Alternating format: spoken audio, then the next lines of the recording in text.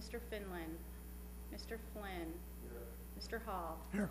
Mr. Hawkins, Mr. Humke, Mr. Sullivan, Ms. Weber, and Ms. Zadra. Thank you. We do have a quorum. We'll proceed. Mr. Dortch, will you please lead us in the pledge? Certainly. I pledge allegiance to the flag of the United States of America and to the republic for which it stands, one nation, under God, indivisible, with liberty and justice for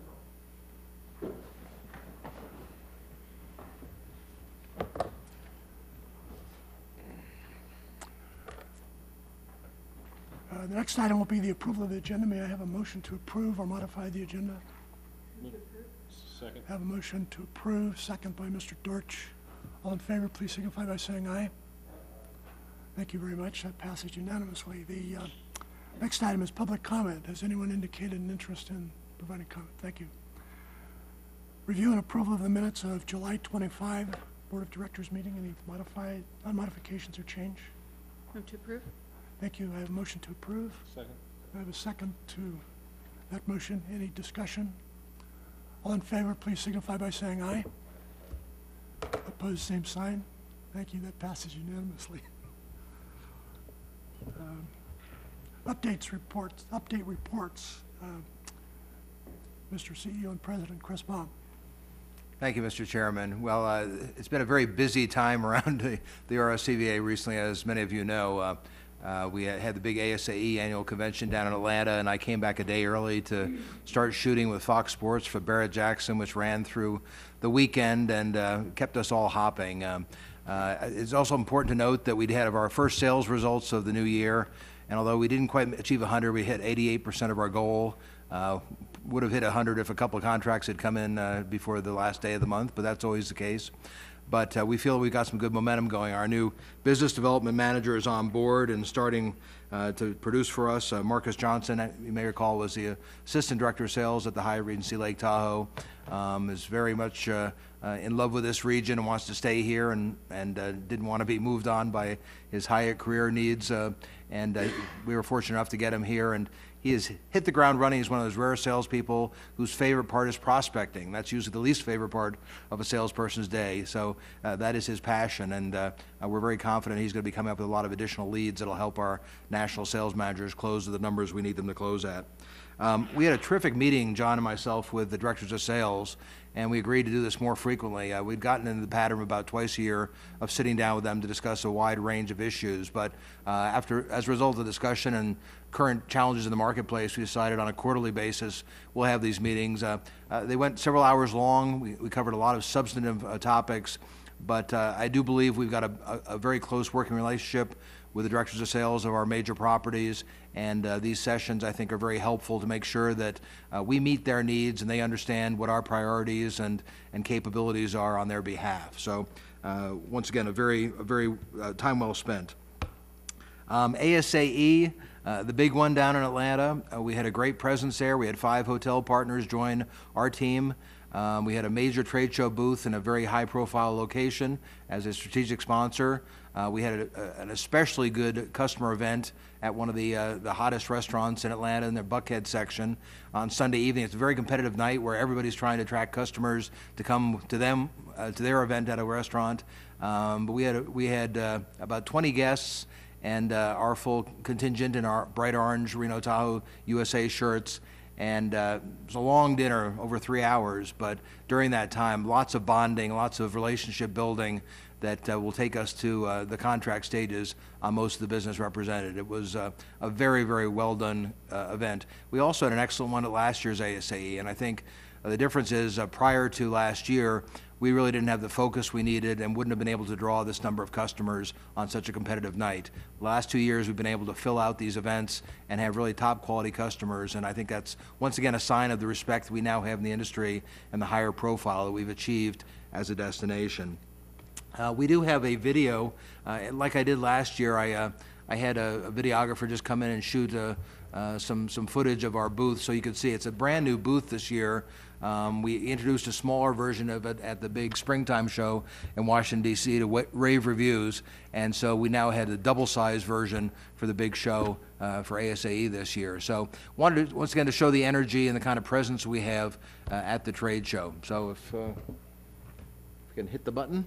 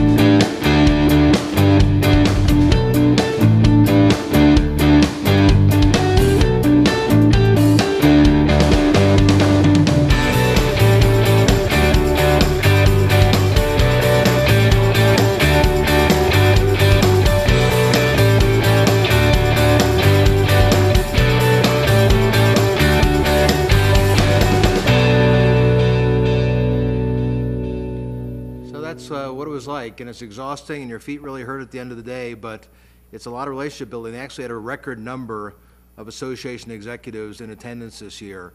And unlike a lot of trade shows where you sometimes even have more suppliers than you have customers, here the customers outweighed the suppliers by a significant number. So that's what we love to see. Lots of customers, the vast majority of whom have decision-making authority. Over 80% are the decision makers for their organization. So that said, the attendance at the trade show was kind of flat this year. It really wasn't up. Even though the attendance was up at the conference, I would say the quality of people who came by our booth was certainly up from years past. But it's kind of a strange dynamic. A lot of executives, when you get the decision maker, they're less likely to come by your booth than the meeting planner is. And that's one of the challenges of ASAE. You've got all the right people there, but the trade show is only one part of the equation. You got to seek them out in other environments, at breakout meetings, at cocktail receptions, because the CEO is less likely to be willing to listen to your pitch than, once again, the meeting planner whose job it is to listen to your pitch. So that's something that the ASAE continues to work with the supplier community on, because people pay a lot of money to be at this show, and the audience is there.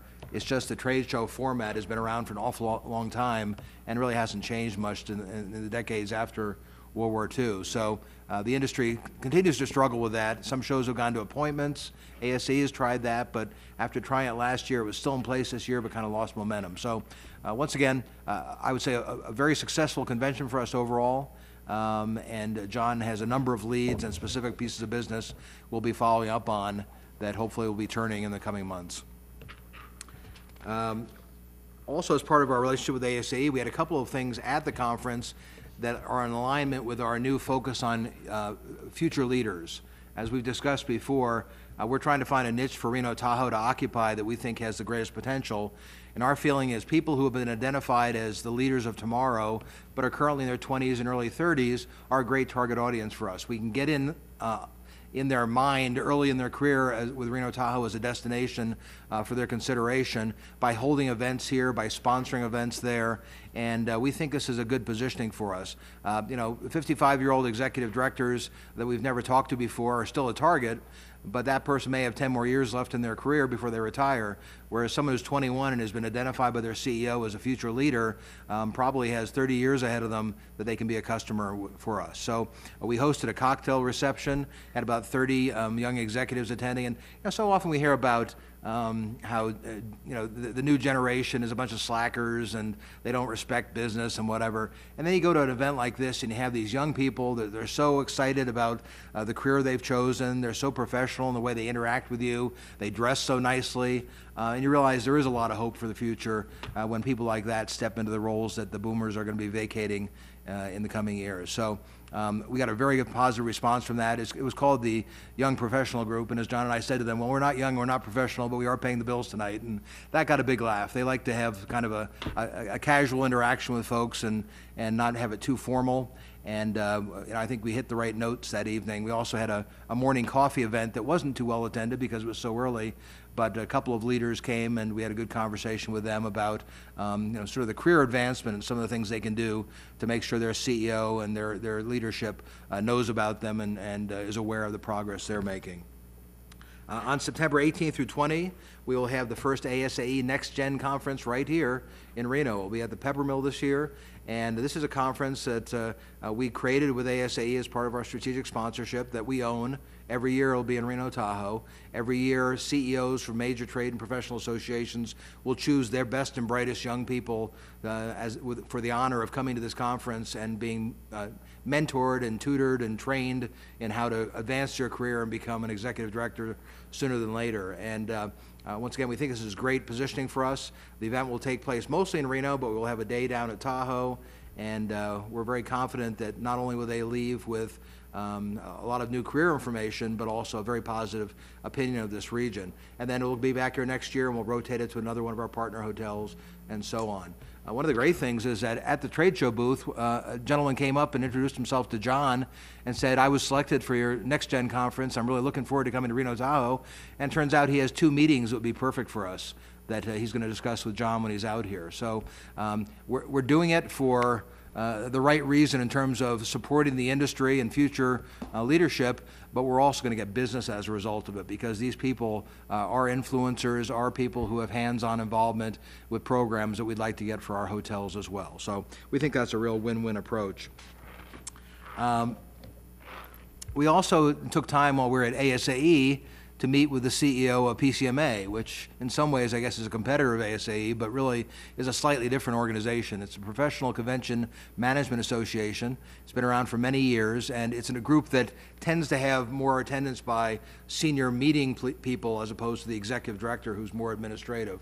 So it's another part of the puzzle, and John and I have identified PCMA as the second most important group for us to have some sort of strategic partnership with after ASAE. So we've had an ongoing dialogue with their COO and CEO. John and I both know those individuals for years, and we've been talking about creating something unique for PCMA from PCMA for Reno Tahoe to own. And they've come up with some good ideas. The most recent round with the CEO, I think, was the most productive we've had. They're putting together a proposal now that we'll review. John will be in Chicago next week for another conference and may have a chance to sit down with him again. But we want to find something that really matters. We're not interested in sponsoring cocktail receptions and sponsoring, handouts. Some destinations spend their money that way, and I don't really think it buys you anything. We want to buy some territory that we can be associated with, and there's some things they're doing with young professionals or some things they're doing on an educational front that we think could really be uniquely ours. So we'll continue to work on that till we find something, but it was nice that the CEO sat down with us for an hour and had a specific Reno-centric conversation. Her best friend in the world, by the way, Deb Sexton, who's the CEO, lives in Reno, so she knows this area very well, which doesn't hurt. USA Today last week had a very interesting article about the improving financial performance of hotel chains, and as you might expect, they tended to focus on the big chains like Marriott, Hilton, Starwood. But it was interesting to note in there, they cited that leisure travel is up, that business travel is up, but that even the biggest of chains are having challenges in the group marketplace, meetings, conventions, tours. It just is flat, and despite the great resources that a company like Marriott can put against it, they're having a tough time moving the needle on the meetings front. Companies have gotten used to doing more with less during the recession, and they really haven't gotten back to the normal volumes. And then you add on top of that the whole government thing, which is still a mess, and then you also add the fact that a lot of companies are sending less people to a convention. So a convention that might have had 5,000 room nights in the past might have 4,500 now because 500 people from companies that used to go have been pulled back. So they're sending 2 instead of 3, they're sending 4 instead of 5, and it does have a big impact on the numbers. So doesn't mean that we back off on our efforts, but it does remind us that if the biggest companies in the world see this as a problem, it's not unique to Reno Tahoe, and we've got to find a way to get more than our fair share in an extremely competitive marketplace. You have all heard, I'm sure, that Reno was recently rated one of America's 20 safest cities. I'm pleased to say this is not a question that comes up frequently in the sales arena, as opposed to, say, oh, Detroit, where I came from, where it came up all the time. But it is good to keep this in our back pocket and also have it as something we put on our, what we call our top 10 list of top 10 lists. We continue to get great recognition in a wide variety of areas, and safety is certainly a great one to add to the mix. And we'll be doing another press release nationally on all of our top 10 list recognitions in September probably, because we had such a great pickup by national news media the last time we put it out there. It's a lot of credibility when we just compile together all these lists and say, this is what the world's saying about Reno Tahoe. Maybe you should take a look. J.D. Power and Associates, once again a very highly respected research firm, found that for the first time in many years, hotel guests are sensing satisfaction with their travel experience. There's been a lot of dissatisfaction as hotel chains cut back on staffing, cut back on amenities for their guests to try and save a few bucks, and as a result, customer satisfaction went off a cliff during the recession years. Now things are being ranked much more highly, but there are a few areas that still were cited as being consistently low rated. Internet service is still annoying for business people. If you're a road warrior and live on the road, and the different levels of service you get, the different ways you pay for it or don't pay for it, the different signal strength, it's not consistent across the industry. And for business travelers, they wonder why you can go to Starbucks and get free Wi-Fi, and you go to a Hilton hotel and it's a hassle. So this is something the industry still needs to find a solution to. And certainly independent properties are often ahead of the big chains in terms of delivering a better experience. So that might be something we can beat the big guys on. Other gripes, noise, that's an old one. Inaccurate reservations, everything's high tech today, but there's still a lot of mistakes made. And heating, air conditioning problems, that one's been around forever as well.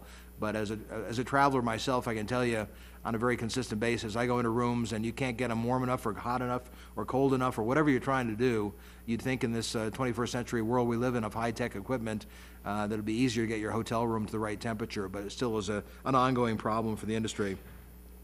But the best news of all about this J.D. Power and Associates research was that hotel charges have gone up 5% over the last 2 years nationwide, but satisfaction continues to rise. So people are willing to pay more. They just want to have these issues addressed and have a good stay. It's a lot of price elasticity out there, and this is proof that people are more satisfied even though they're paying more than they have been. And then there was a lot of really good research this past month. Destination Analysts Incorporated did a study called The State of the American Traveler, and 30% of leisure travelers are planning to travel more this summer than last, and 31% of those travelers are expecting to spend more when they do so. And it also indicates that slightly less than 50% of travelers are actively seeking deals and discounts when they travel. This is down from 65% in July of 2010. That's a substantial change. Almost 2/3 of people were looking specifically for deals and low-rate offers back in 2010, and yet about half of them are now. To go from 2/3 to half is a significant shift in priorities. And there's a lot of pent-up demand for leisure travel. People have said, we haven't taken a vacation for years. Damn it, we're going to take one now. So it's good to see that when they do, their number one priority isn't finding the cheapest deal. It's getting on the road again. I think, once again, this is a pattern.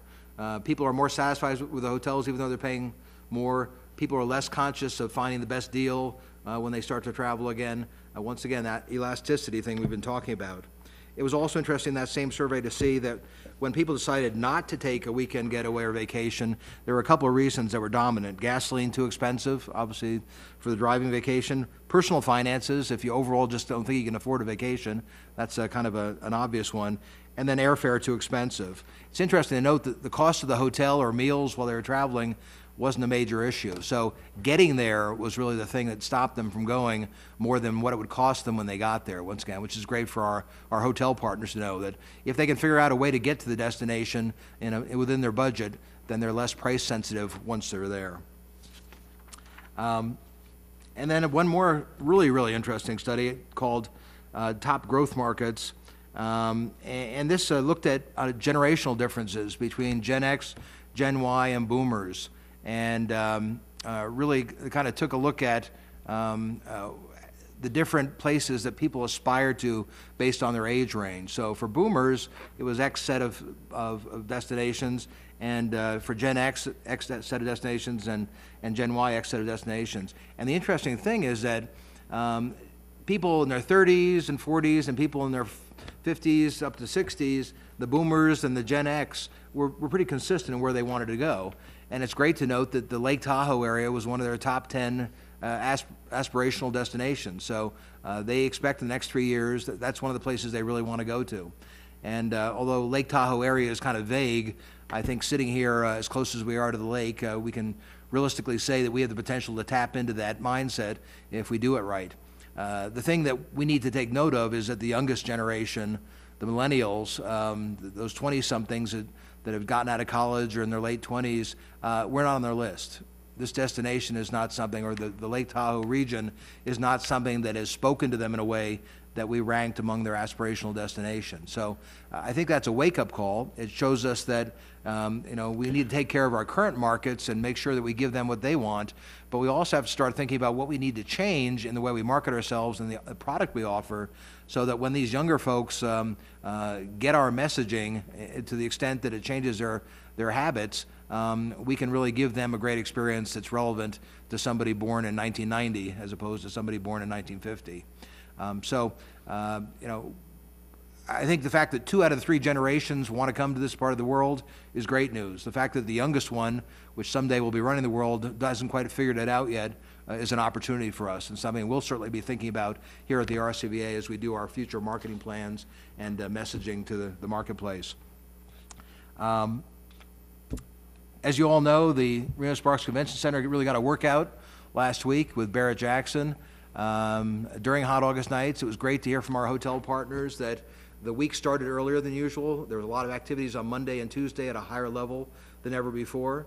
There were a lot of new people in town. Also, the Barrett-Jackson Cup, which was that $40,000 prize competition for the best custom car, brought in a whole bunch of high-end cars from all over the country. And the eventual winner was a car owned by a guy named George Poteet, who is one of the top benefactors of the custom car industry. He has all the top builders build unbelievable cars for him. He made millions in some very mundane industry, and his passion is vehicles, and he builds cars that he drives at Bonneville, he builds show cars, he builds street cars, and this 1969 Torino with a big Boss 429 engine. This car has been featured in Hot Rod magazine. It's won awards all over the country.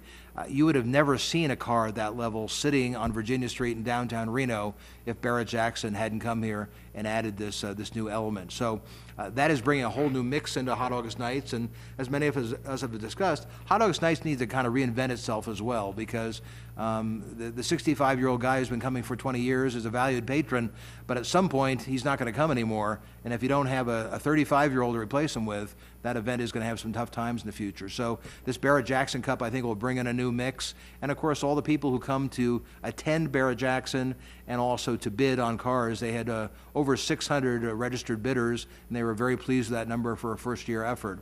The total sales was $14.2 million. The event attracted about 40,000 people. To give you an idea, in Orange County, California, they had 55,000 the last time they met down there, and they did sales of 14 million, so just a tick underneath. And they pulled out of Orange County because they were frustrated with the facility and didn't see the kind of growth year over year they wanted to see. I talked to Craig Jackson, the CEO of Barrett-Jackson, on Saturday night at the very end of the TV broadcast, and he said, "Well, Chris, was it everything we promised you would be?" And I said, "Well, it definitely was." And he was just really pumped up and ecstatic, and all of his executive staff was very, very complimentary about the RSCVA team, about the facility. They said on national television, something that Craig had said throughout, which was the Reno Sparks Convention Center is the best facility they operate in anywhere in the country. So it was like it was designed for their needs. The one thing they have to figure out is the cars that are to be auctioned are staged in the back lot, and the tent that they were staged under is quite a distance from the door into the building. In most destinations, like in Las Vegas or in Palm Beach or Scottsdale, the staging is right outside the building, so people with the right ID can stand out there where the cars are about to go into the building. They're checking them out up close. The TV cameras, there's a lot of excitement. We've got to find a way to recreate that here in Reno Tahoe. So they actually knew that before the first day of the auction, but that's the one thing they really want to tweak next year. Also, they did have a couple of exhibitors outside. Most of the other destinations, the exhibitors are all outside under tents. Here we have such a big building, they're able to put the exhibitors inside in air conditioning, which the exhibitors like and the guests like. But the few guys who are on the back side probably didn't see the kind of volume of foot traffic they'd like to see. And I think Barrett-Jackson needs to figure that out too. So, but relatively minor points vis-a-vis the whole event. They were pleased, and we'll keep on working closely with them. But perhaps the most wonderful outcome of this event was the fact that we got 20 hours of national TV coverage. And if any of you happen to tune in, if you didn't catch it, I'm having Fox Sports put together a DVD of some of the highlights of the Reno coverage that I'll be able to share with you next month. But I can tell you that the exposure for our region and the way we looked in HD television broadcasts across the country, I've got friends who are calling me and texting me and emailing me saying how fantastic Reno and the region looked from what they saw. And they covered everything. They had the drag races in Sparks over at the Nugget. They had the big events going on at the GSR. They showed what was happening downtown. They showed what was happening over at the Peppermill and Atlantis. And obviously they showed what happened at the Convention Center. One of the things that's unique, if you've never been to Barrett-Jackson, they have 4 destinations in the country they go to. We are the only destination where there is something auto-centric going on away from the auction itself. You go to Las Vegas that week, there's nothing going on that has to do with cars except Barrett-Jackson. Here, they had all sorts of ancillary coverage because Hot August Nights had so many great visuals for them that would appeal to the same audience. And that made the broadcast much more interesting to viewers because it wasn't 20 hours of the same room with cars rolling up on the stage. You broke away, and as we've told you, Jennifer and I went out and coordinated. Jerry Hawkins was a big help, was able to help us turn up some terrific cars. We took the Fox Sports folks out around town to shoot a segment, and we drove off in a 59 Oldsmobile convertible, went to the Automobile Museum, shot segments there, went to Beefy's Diner in Midtown, which I had helped get some signage on finally. It's the old Landrum's Diner, but it had reopened as a really cool 1947 diner, but they didn't have money for signs, so we got our friends at the Coca-Cola bottlers over in Sparks to do some signage for them for the front of the building, and it looked terrific on television, and the food. As a matter of fact, a lot of people went to the diner the next day saying, I saw you on Fox last night, and it looked so good I wanted to come and try it myself.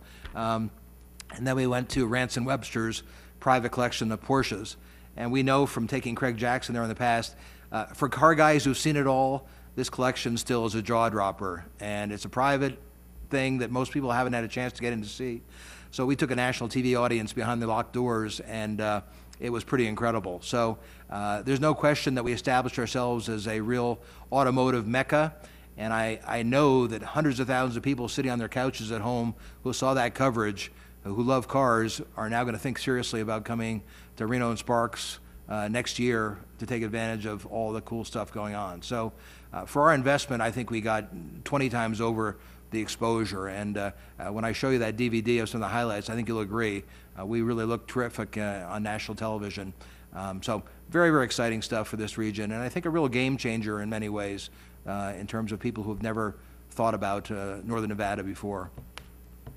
On the subject of motorsports in Barrett-Jackson, we happened just before Barrett-Jackson to finish our new video for Northern Nevada Motor Madness. This is that consortium of piston-powered events where whether it's motorcycles, cars, airplanes, jet skis, we think we really got a market for gearheads to come here from April through October. So we wanted to put together a really high energy video that we could show on our website, at our alcove at the airport, give to our partners to put on their website, put on YouTube, use at Barrett-Jackson. It was playing in the lobby at our information booth on the flat screen behind Bonnie as she answered questions when people stopped by. So it's got a lot of usage already and a lot of uses in the future. So if we can just run that, I think you'll see that for car guys. Northern Nevada Motor Madness. Heart-racing, piston-powered action comes to life all year round in Reno, Tahoe, USA.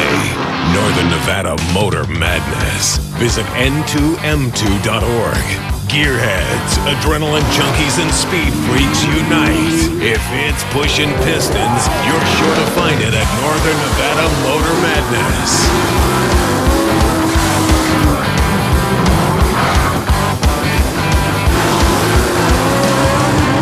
Motor Madness.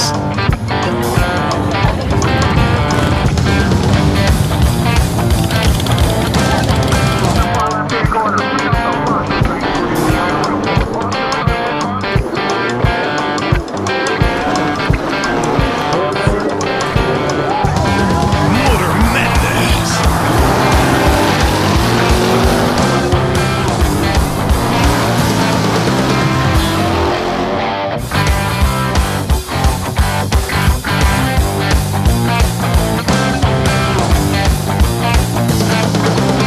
Reno Tahoe, USA.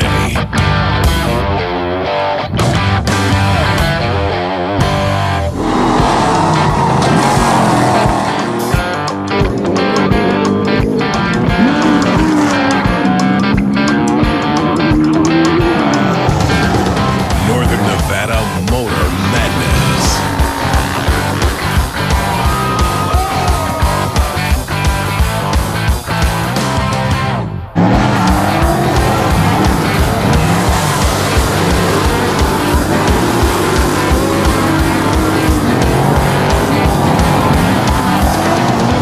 Motor Madness.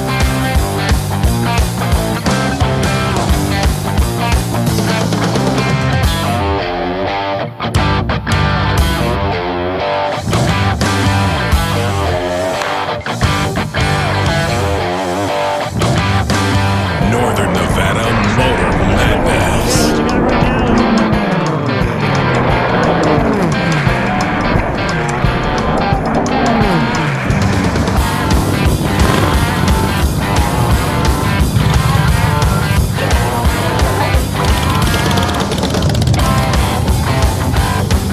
Northern Nevada Motor Madness.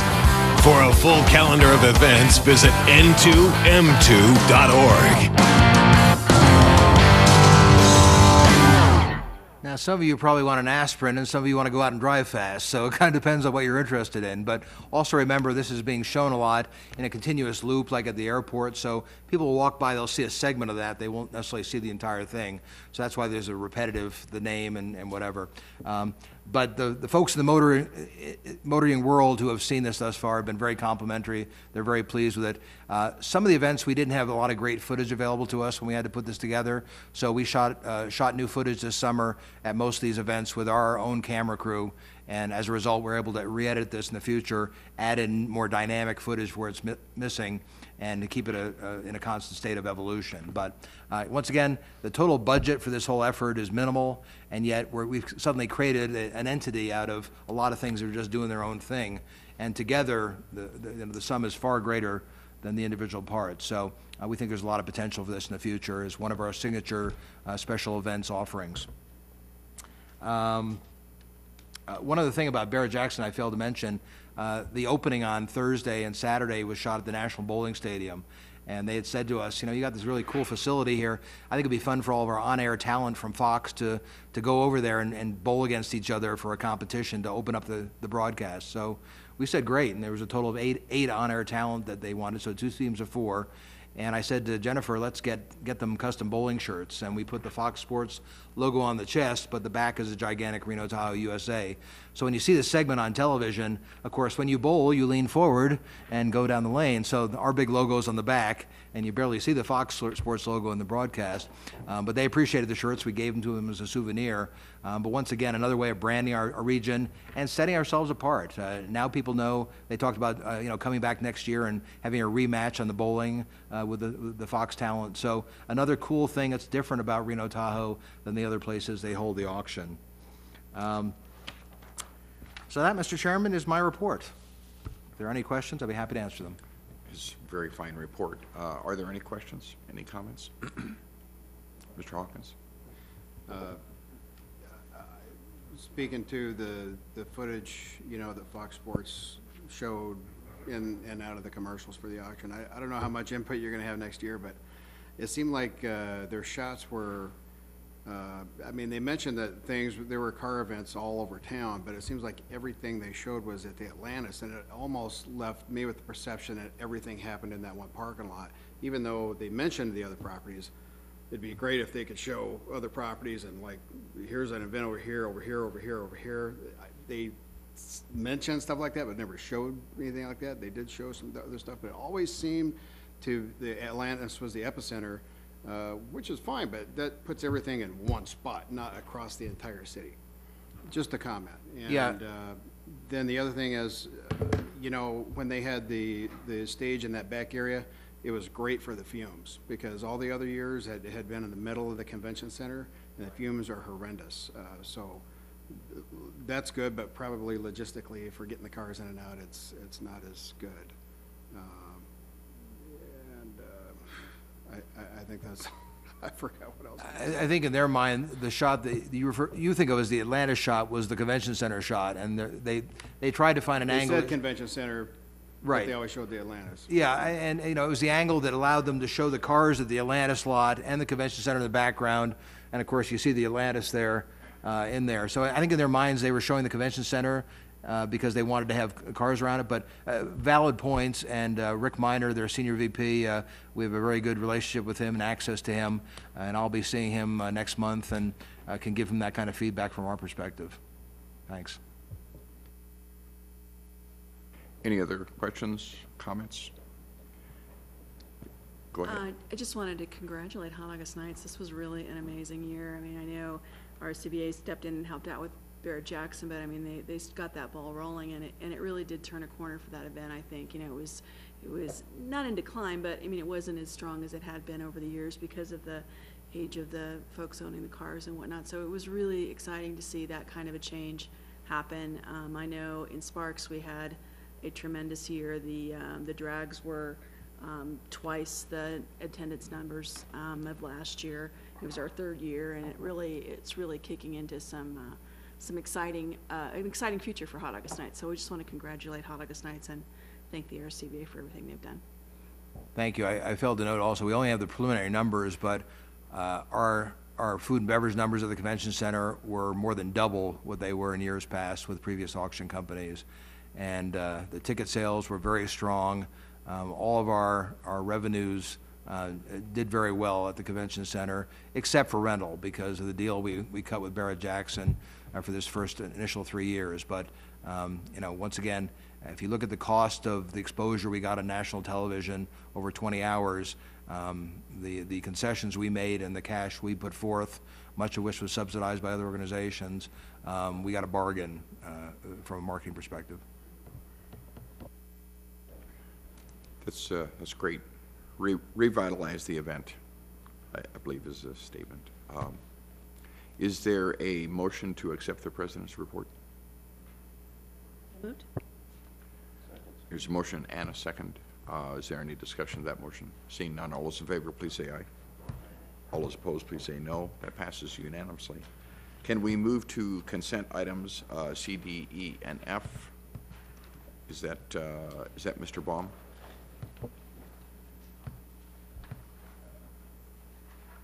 Yes, Mr. Chairman. Item C, we are going to withdraw because we're not, we don't believe we have the finalized program that we want to present to the board for this new incentive program.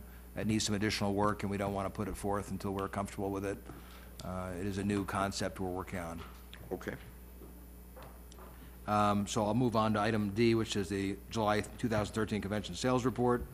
As previously noted, we booked 9,701 room nights out of a goal of 10,994, 88% of goal, and up 7,300 room nights over last year. It's also the best July we've had since 2009, so a substantial turnaround for summer bookings. And as you may recall, meetings tend to book at certain times of year. There tends to be contract signature times that are more likely than others. People scramble very often at the end of the year to sign things to get them done. Very often after the first of the year, people are scrambling because things that they should have done in December. Summertime tends to be one of the slower times because people are on vacation or senior executives aren't available to sign off on things before others sign the contracts and paperwork. So we have adjusted our goals accordingly so that they more accurately track the times of year. Our long history shows that people are more likely to sign contracts. And that being said, this still is the highest July since 2009. So we think we're off to a good start. And although 100% is the goal, 88% is not too bad for a summer month that has traditionally been so weak. ASAE, we've covered that pretty well, but I do want to remind you we had 5 hotel partners there. And I think you'd be very proud to see the way that our hotel partners and our RSCVA team works together. We all look the same with our shirts, and although we can tell about our story of our individual properties if you're from a hotel, everyone leads with the overall Reno Sparks North Lake Tahoe story, and I think that's done very well for us the last couple of years. We also, John and others stayed on for a sponsorship with Kellen Management. This is the second largest association management firm in the country. As you may know, a lot of associations have their own executive director or president, but smaller associations tend to have an association management company run their operations for them. And Kellen, as I say, is number 2 in the country, and we've got a good relationship with them, thanks to John and our partners really making sure we're in front of them in the right venues. They got 5 leads out of this particular event that they stayed on for in Atlanta. And the president and CEO of Kellen accepted John's invitation to join him at the ASAE 5-Star Weekend, which is outstanding. So the 5-Star Weekend is one of those things we get as a strategic sponsor of ASAE, and it is a weekend at a nice resort where basically CEOs are able to meet with a handful of industry suppliers like Reno Tahoe. So John attends that, and the fact that the CEO of the second largest association management firm is his guest for the weekend is a wonderful opportunity to build relationships that'll pay off for us down the road. So once again, there are so many moving parts to our relationship with ASAE, but the things that we get like this, you can't buy your way into that event. You can only buy your way in by being a big sponsor. And it's a rare event where the focus is on CEOs and not the meeting planner themselves. The big Connect show is in Milwaukee, August 26th through 28th. We've got a major sponsorship with them, and we'll be showing our sales video to 400 meeting planners at a Friday luncheon just before Magic Johnson speaks, so they'll be a very well-attended event. 8 of our hotel partners will be at Connect with us, and they've really expanded this event. It now targets the sports and the association industry. So Shelley will be there, and continuing to work her magic in the sporting world. There are one-on-one appointments with buyers. As I mentioned before, the traditional trade show format has lost some steam. Shows like this where there are appointments, where customers who have a specific interest in your destination set a time to sit down and hear your pitch. We find these shows are much more beneficial on the whole. ASAE, it's got all the right people, we got to keep on going there. But a lot of other secondary shows that use the old format are not as worthwhile. These appointment shows are the ones that really have everyone excited because you get specific leads and new relationships out of them that are much harder to accomplish in a traditional trade show format. And then, as I said, once again, that ASAE Next Generation Summit coming just around the corner. It's fully subscribed, great attendance for the first year, and we are very confident it's going to be a groundbreaking event. On the tourism sales side, we hosted the biggest little city golf tournament, 25 clients in from the wholesale and online travel agency segments. Next year is the 30th anniversary of this event, and although it's very popular with the core group, we think it's time to use that 30th anniversary to step back and reevaluate what we do going on for the next 30 years. I think it's an old school event in many ways with a lot of drinking and eating and golfing, and although a lot of people still like that, I think we probably have the opportunity to attract some new customers with a new format. So we'll be working on that in the coming months, and we'll update you when we come up with a new format. It's an important event we do. I just think it needs to have a total reboot for the 21st century.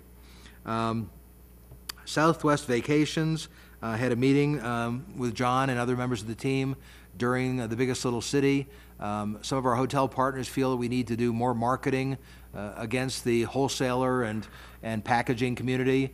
The industry's changed a lot, and the online travel agencies have really become dominant. But there are some of these traditional wholesalers or some of the packaging arms of the big major airlines that do have merit, and certainly Southwest is our #1 carrier by a significant margin. To Reno Tahoe is one of those. So we got a proposal from them. We've now gotten a revised proposal from them, and we are working with our hotel partners for a program whereby the RSCVA would pay the lion's share, but individual hotels would buy in and participation for a couple $1,000, and we'd give it a try to see if we can really generate some additional volume of business from their customer base. There are generally older customers, some younger, but mostly older customers who still like to buy packaged travel. They're going on vacation, they don't want to do it a la carte like so many people do today on the internet, and they want somebody to put it together for them. And Southwest Vacations, with 52% of market share here, certainly has a better chance of doing that successfully with us than anyone else. So what we did is our initial proposal was really a 4-month run. We got back to them and wanted to do something that impacted more of the entire year, and now we've got a program that's about 4 times as big for about 40% more money, and we think that's a pretty good deal. So we'll be rolling that forward. We're having a meeting on August 26th with the tourism directors for our hotel partners to talk about a lot of issues on the tour and travel front, and we'll certainly report back to you with any developments out of that meeting. But we think that's long overdue to have, once again, a forum where we can all talk about what we think should be done and try to find solutions that the majority supports. And then a heavy fall travel schedule coming. It's hard to believe that August is moving along so quickly, but all the fall events are looming, and we'll be out there in the field making the most of them. It is another busy time for our people to travel and see customers. And then moving on to marketing. We've already touched on the Barrett-Jackson factors. One of the interesting things about Barrett-Jackson is we saw the Phoenix market move up to #4 on our viewers of FB. Oh, Facebook, thank you. You can tell I'm not a regular user.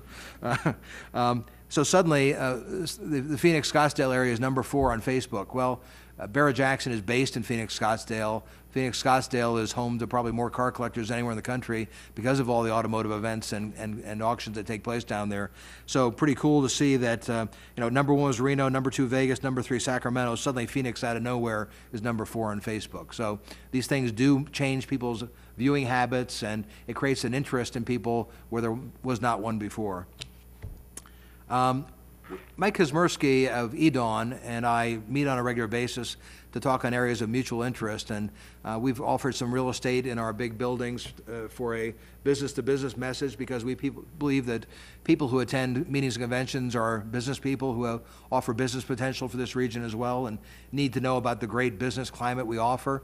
But Mike and I also have an interest in making this a better community, and one of the things that he's taken the lead on that we want to support is trying to recapture the taxi tops in the area. I think we're all sick and tired of seeing Mustang Ranch and Gentlemen's Club signs on top of virtually every taxi cab that drives in the Reno Sparks area. And Mike has approached the cab companies. One has been very open, the other has not. But there are basically 2 dominant cab companies, and one of them indicated to him that the Mustang Ranch contract is about to expire, and they get a lot of complaints at their taxi company as well of the messaging. So he sees it as taking care of a headache he has, but he basically said to Mike, if you can find enough advertisers from the business community to take over those ones, I'd be happy not to renew with Mustang and give that territory to other messaging. So we've stepped up and grabbed 5 of them. EDAWN is grabbing some for their messaging. They've gone to a lot of their member companies and partners, and we're really trying to recapture the message that visitors see to this region. It's disconcerting when a family gets off the plane and walks out of the airport to get in a cab and sees that message and has a kid asking mom and dad what that means. It's not the reputation we want for this destination. So if any of you know of somebody who might have interest in that, contact the folks at EDAWN, and they would love to have. The cost is about $1,000 a year per taxi to capture that entire mini billboard environment. And we think that's a great program. We had a terrific co-op advertising workshop yesterday with the marketing heads of the biggest hotel resort partners here in town, and lasted for a couple hours. It was over lunch. Terrific feedback, terrific discussion about how we can get a decent-sized co-op effort launched again for 2014. As you recall, in 2012, we had a $1.8 million co-op we did where we launched the What's Your Passion campaign. Most of the major properties came on board with a substantial financial commitment, and it really moved the needle. Almost 50% more visitors to our website when that advertising ran in our #1 market. So we knew it was really getting people to look into what's new and different about this area. This year, we had some issues. It was bad timing for some properties on a cash flow basis. We had some other properties that said, well, if those guys aren't in, I'm not going to be in. Got into some political infighting, and it ended up being that we didn't have enough properties to really launch a co-op that was a true co-op. So the RSCVA has gone it alone this year. We're doing a campaign of almost $700,000, but that's a significant drop to what we did last year. And although we have a lot of momentum in our key markets, we want to get back to a higher momentum kind of campaign next year. So terrific conversation yesterday, very positive. People like the campaign. They like the approach we're taking. They like some new suggestions we made on how we might further evolve it.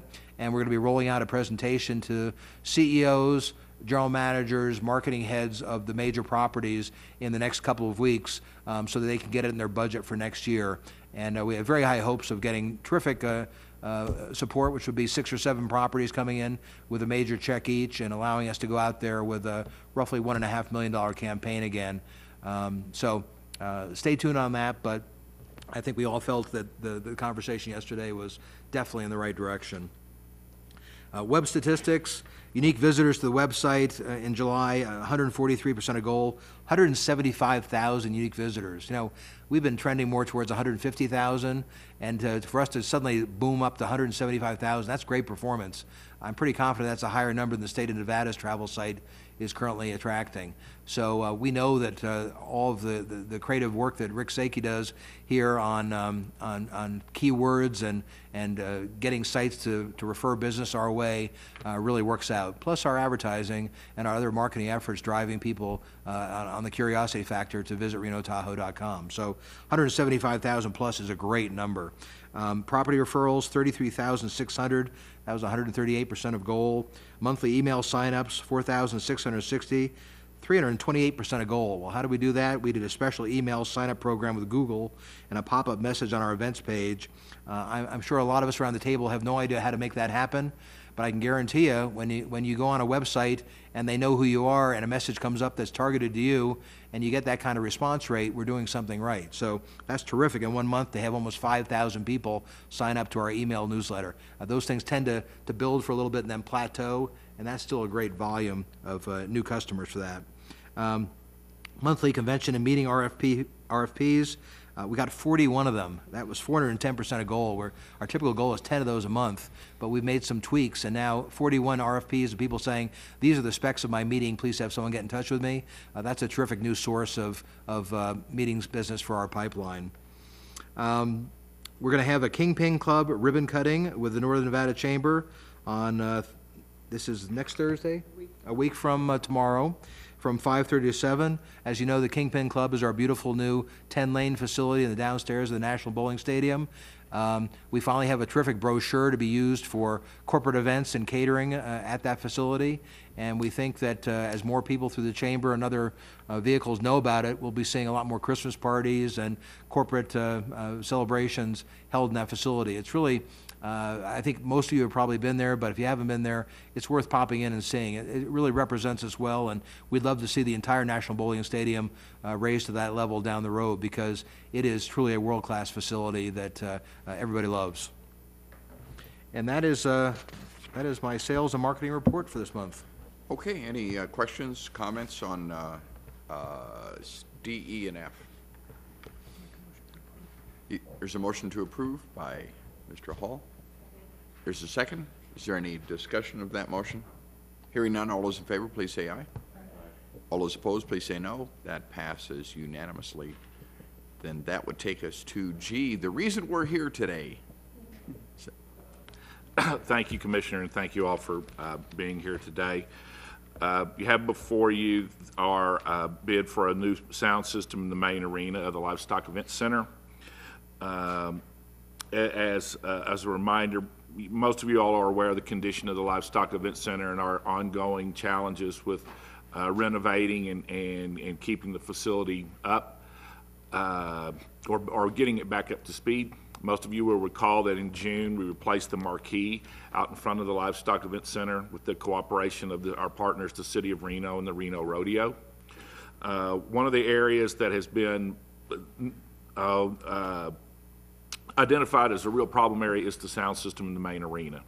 Approximately 2 months ago, we issued a bid where the specs were drawn with our staff in-house. I possibly overestimated the skill set of our own staff. I don't think we drafted a good set of specs. The responses weren't what we were looking for. In reaction to that, we turned around and hired PK Electric, which is a very well-known firm here in northern Nevada, who drafted us a good set of specs. We issued the specs after the traditional walkthroughs and so forth, and received two bids back, one from Diversified Systems and one from Innovative Communications. Staff is recommending that we do go with Diversified Systems, the low bidder. There is quite a spread between Diversified and Innovative. However, Diversified, not only are they well known in the community, they also were responsible for the sound system in the Kingpin Club that Mr. Baum just referred to. They put in the new video wall in the National Bowling Stadium up on the 4th floor. They'll also be the sound contractor for the squad room renovation that we begin right after Labor Day downtown at the bowling stadium.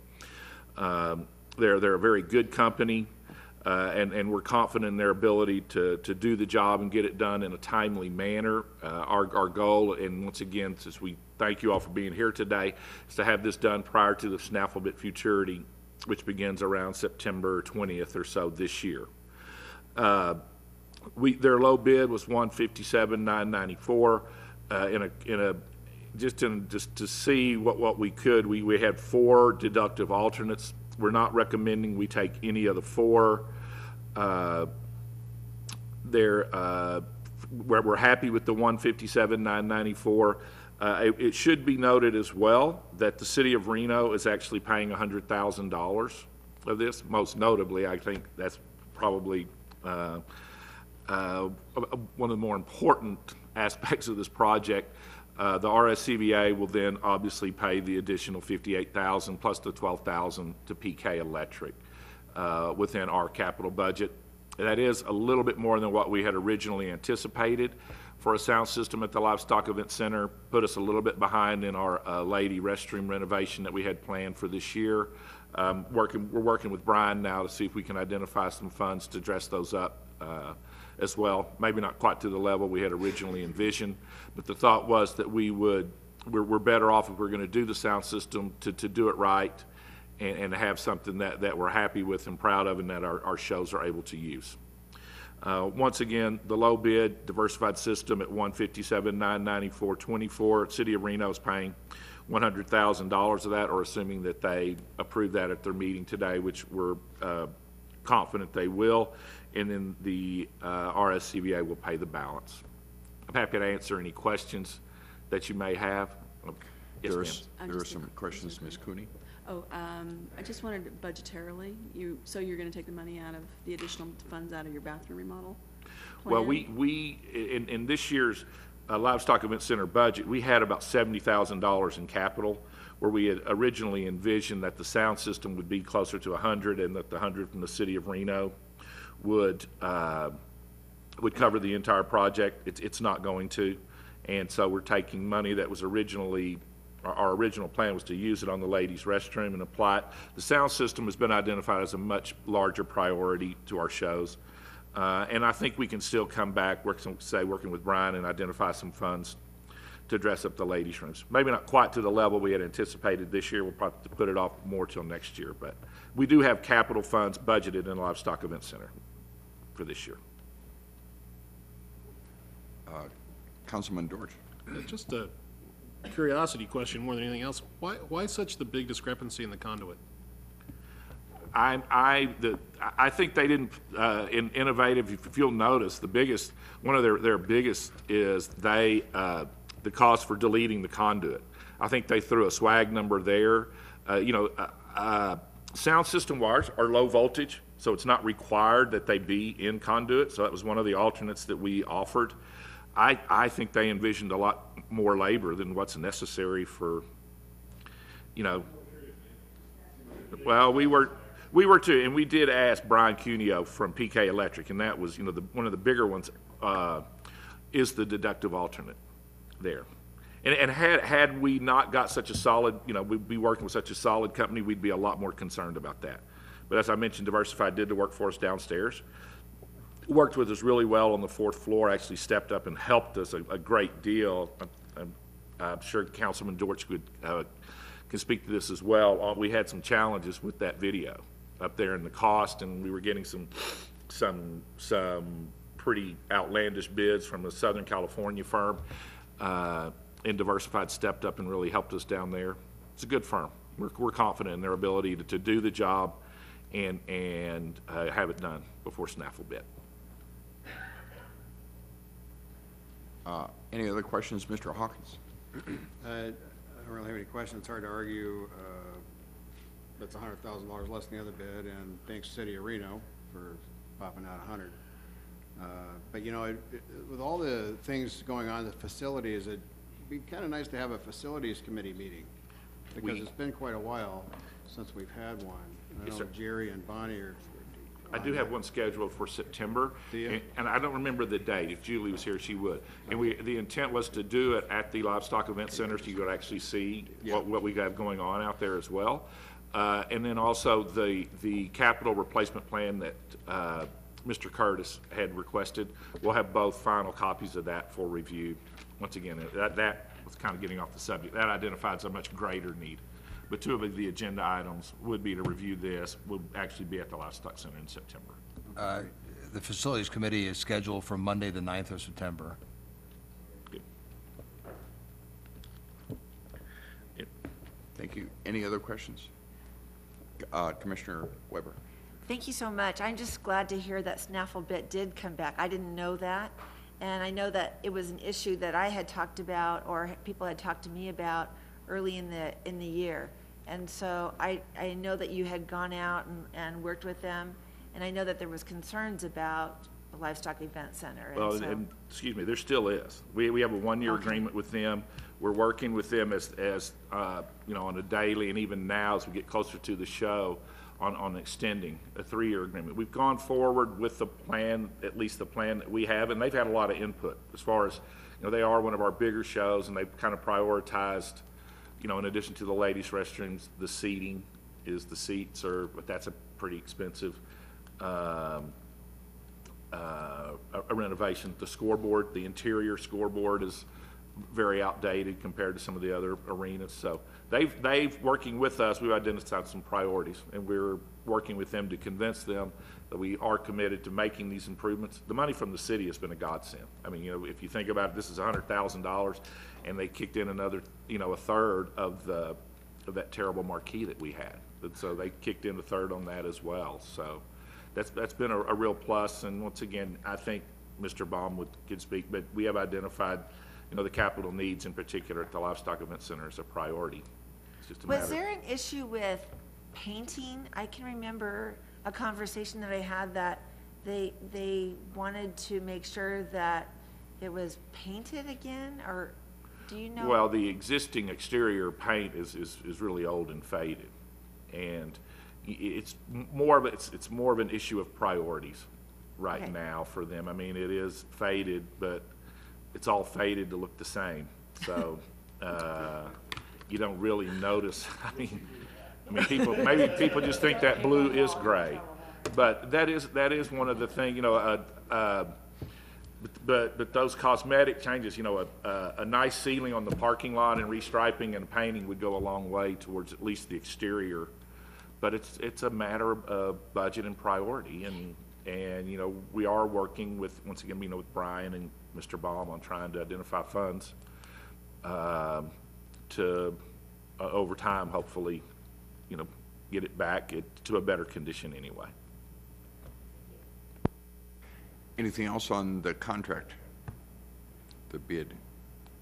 Ms. Cooney? Move to approve the contract as for, what's the name of it? Sorry. diversified yes. staff recommendation. There is a motion and a second by Commissioner Weber, motion by Ms. Cooney. Is there any discussion of the motion? They're right here. Go ahead. And that's a not to exceed price. I mean, I know that wasn't in the motion, but that's a not to exceed price there, that 157. No, sir, that's the bid price. There could be It's a written bid. change orders, but in this small of a project, it shouldn't be that large of change orders. Okay. I mean, there could be deductive change orders as well, so. Any other discussion? Seeing no further discussion, all those in favor, please say aye. All those opposed, please say no. That passes unanimously. And Mr. Chairman, thank you again for rescheduling the meeting today. This will obviously, I know it's just 1 week, but that's a big plus when you're working with a contractor trying to acquire the products and get things in. There's something about a regular day of the week for the meeting.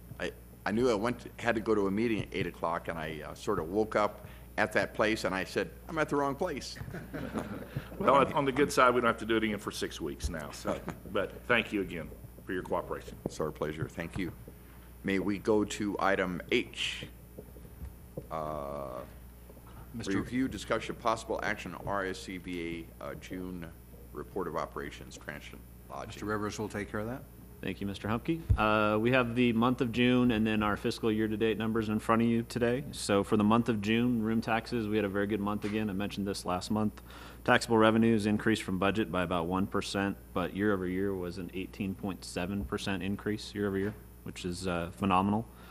Occupied rooms were down about 7,000 or 2% to budget, but up 17,000 or 5.3% year over year. And average rate was up $240 to budget, which is about 3.1%, or almost $9 or 12.6% year over year. Again, we had USBC, both tournaments in town, and we had the USA volleyball in town, which drove those rates. From a year-to-date perspective, through the end of the fiscal year, the full 12 months, we ended up almost 9% up year over year, which is amazing.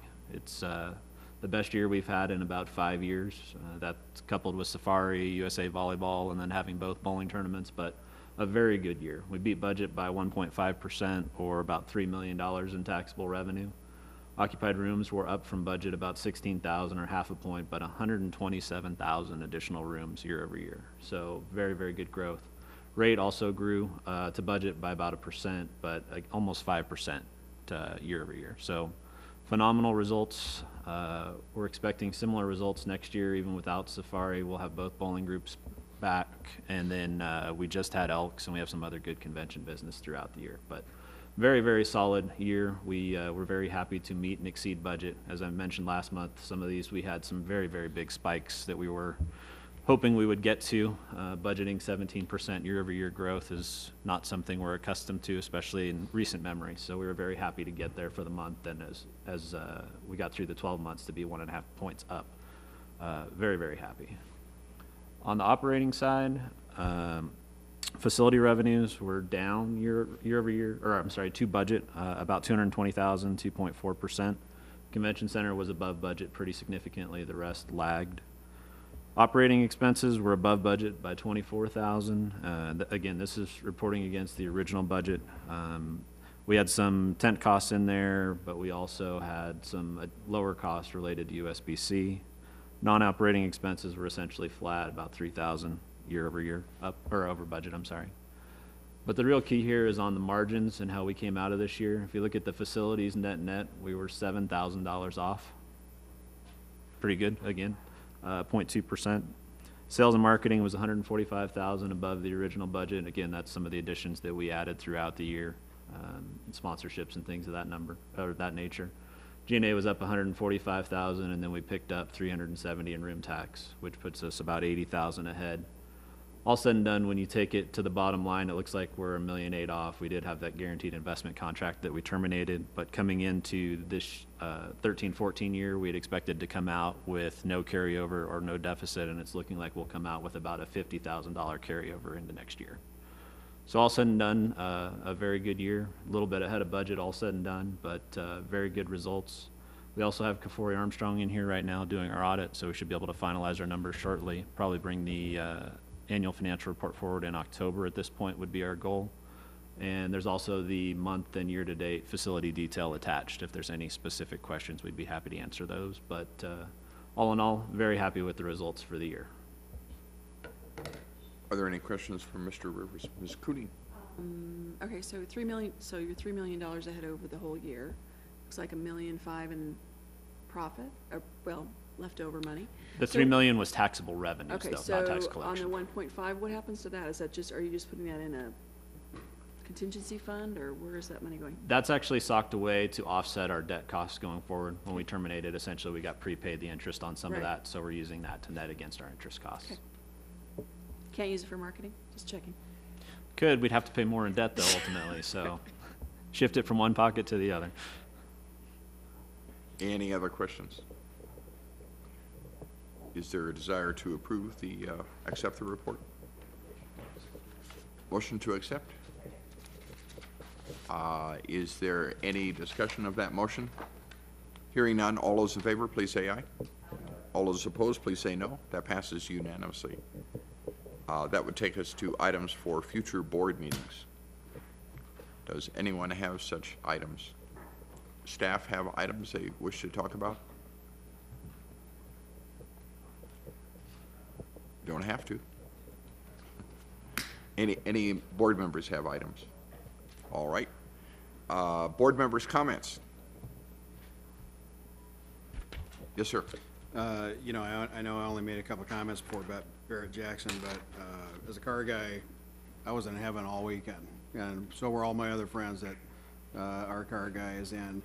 I mean, I see a significant improvement, just the amount of cars, the amount of people, the buzz around the event. I think it was a spectacular event, and I hope they just stay here forever.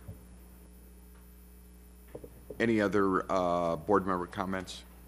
Let us go back to the previous item, items for future board members, our council, Mr. Scolari. We do have the CEO fiscal 12-13 performance review coming in September. You should be getting a packet from our office as soon as Chris finishes up his self-evaluation I believe he's working on, and you'll get the entire packet, including the staff reviews, and then you'll be able to do your own reviews, and we'll have that performance review next month on the regular scheduled board meeting. All right. No other board member comments? Madam Secretary, may we go to concluding public comment? We will close public comment. That favorite motion we have. All those in favor of adjournment, please say aye. All those opposed, please say no. That passed unanimously. We are adjourned. Thank you very much.